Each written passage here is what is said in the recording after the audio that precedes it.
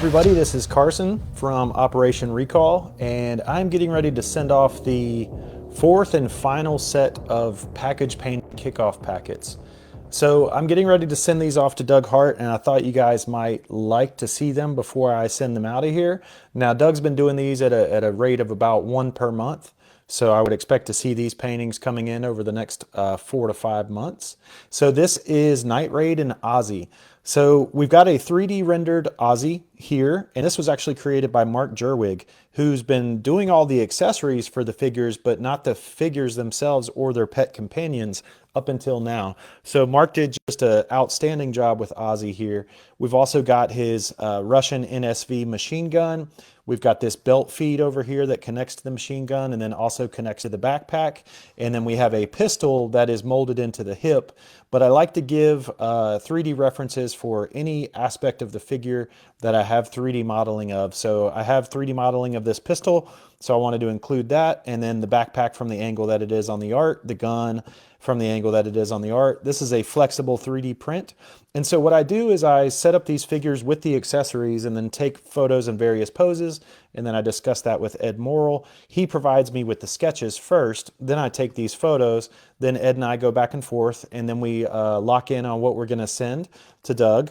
So once I've got the packaging layout done, I also provide him with the final line art from the designer. So this was illustrated by Ron Rudat, obviously. And this is the sculpture sheet that the sculptor uses. And this shows the new deco that we have for Night Raid, which is reminiscent of their 1980s era Afghan uniforms. And he's an old soldier, he's an old dog, he's been at this a long time, and so that's why we wanted to go with that camo pattern. And yeah, we got some photo references here to keep the costuming accurate. And yeah, so there's some examples of the pattern for the camo, the Berezka summer. It's the Soviet Union's camo from created in 1957, and again they used it in Afghanistan, so that's why we're using it. And then we have some accessory illustrations also by Ron Rudat. And then here are some dog references. This is the one and only animal in the line that's based on a real animal, J.E. Russell's dog. And so there's some photos of the actual dog, and then these are the paintmasters from Jerwig. So he did an amazing job with it. Number two, for this Wave 4 set of paintings is Lilith. Now she's our Alaskan Inuit airborne trooper. She's got some really cool tattoos on her face. She's got some dots next to her eyes on both sides, and then she's got some dots on her chin. And yeah, so she's got her Halo backpack. She's got her machine gun. This is the sketch that was sent to Ed, and we ended up sticking really close to that. So I've got some patch references here and a tattoo reference here, just to make sure that it's crystal clear with Doug where those things should happen. And there you can see the patch, and there you can see the tattoo. This is illustrated by Ron Rudat once again. This is the figure sculpture sheet by Ron Rudat, and that is some incredible camo. I don't remember offhand who helped me with the color masters, but there's 16 folks that have kind of been my focus group, and there's a bunch of talented artists in there, and they're the folks that submitted the year one concepts, and we team up on this kind of stuff all the time. So they helped me with these figure sculpture sheets with the color masters. So there's the Halo backpack with the colors that we want and the gun.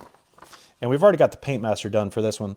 There's the photo references, just to kind of get the painting as realistic as possible by using photographic reference. And here's the paintmaster for Lilith. She looks absolutely incredible. Very happy with her.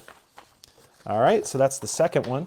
The third one for today is Scrounger and Luna. So Scrounger is our quartermaster, and I've got some big news for you guys. I've told some folks this already, but I talked with Sherry Prupus and the Prupus family, and I don't know if you guys know this, but Bob Prupus, who was the man responsible for getting G.I. Joe, a Real American Hero, off the ground again back in 1981, he was Kirk Bazigian's boss at the time. He was vice president of Boys Toys. He's the one that believed in G.I. Joe and sold it through to upper management, and without Bob Prupus, we wouldn't have had a Real American Hero as kids. And so he was a quartermaster, I believe, during the Korean War. And so we wanted to honor him by making this quartermaster figure named Bob Prupus and sculpt somewhat in his likeness. And so that's what we're doing. And Sherry Prupus checked in with the rest of the family and got approval for that. So that's very exciting. All right, so he's got a machine gun, he's got a pouch. The pouch has a flexible strap on it, so you can see he's wearing the pouch there. And then he's got his machine gun out front, and then he's got Luna running into the foreground. He's also got a removable pipe that you can see. It's real small right there, but it's bigger right here. And so I looked at this. We took about 4 or 5 photos.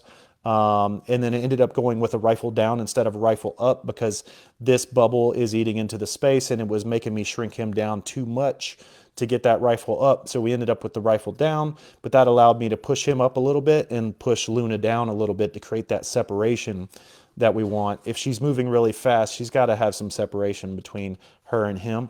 All right, so this is the color art, and this is from Mark Pennington, and he's got a bit of a Chuckles shirt going on, which I love. This guy's been in the game for a long time, and he's almost easing his way out into retirement. He started wearing Hawaiian shirts years ago, and he's got a cool kind of Civil War era hat, again, a removable pipe.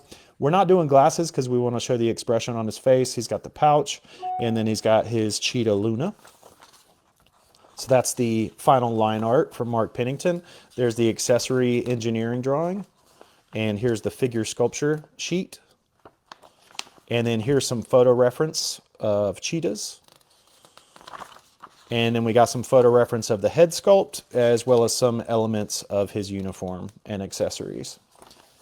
All right, so that's number 3. Number 4 is Salty Dog. Now, Salty Dog is our Navy CB, and people seem to be really excited about his removable tools. So he's got a removable wrench that tucks in right here, and then he's got a tool roll that rolls up and clips into the bottom of his backpack using that little stud right there. And then he's got a machine gun. This is just a photo reference for a sculpt detail that's on his chest and the rank that goes on his cover. And yeah, so I worked hand in hand with Ed Morrill on this, sent him some photos. He actually marked this one up and gave me some feedback stuff to change, like make the wrench more in a more exaggerated perspective, that kind of thing. So it's always a ton of fun working with Ed on these. And Salty Dog is illustrated by Ron Rudette once again. There's the figure sculpture sheet. There's the accessory sculpture sheet. And I mean, look how close it's modeled by Mark Jerwig to what Ron Rudat originally designed. Everything down to the flathead screwdriver, the chisel, the wrench, you know, flathead screwdriver, chisel, wrench, needle nose pliers, hammer, other wrench. So yeah, Mark Jerwig just did an amazing job bringing these guys' vision to life, and incredibly talented modeler, and I'm lucky to work with them. So here's some photo references for the uniform. And we're actually using an old Navy CB uniform. So the old Navy CB used this olive drab. And the guy that submitted this concept, he's a CB, but he doesn't wear a uniform like this. His father did. And so we're actually making an old school Navy CB as a tribute to his father. So I love that kind of stuff, working that kind of stuff into the line. And then here's some more photo references. And here's the paintmaster for Salty Dog. He's looking great. This is like the most classic early 80s figure of our line, I think. All right, and then the 5th and final, this is the bonus figure for the year 1, what we're calling year 1. And this is General Mordo.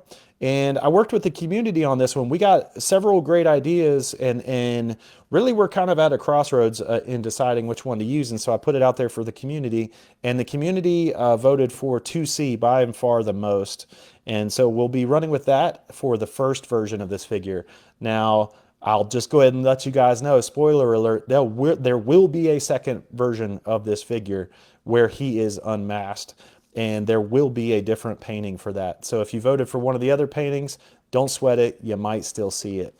Anyway, so this is the version 2 illustration of him, and I really like it in that he's leading the charge. He's an intimidating guy, and he's telling you to go do his bidding, or else he's going to crush you with that mace. So he's got a Lang long version of this 9mm, and then he's got the shoulder pauldron, and then he's got his mace and his ceremonial sword. All right, there's the line art. This is by Mark Pennington.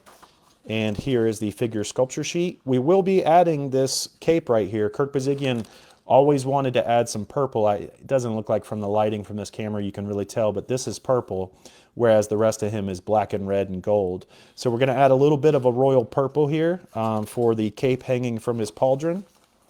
And here's the paintmaster for General Mordo, and he's looking incredible.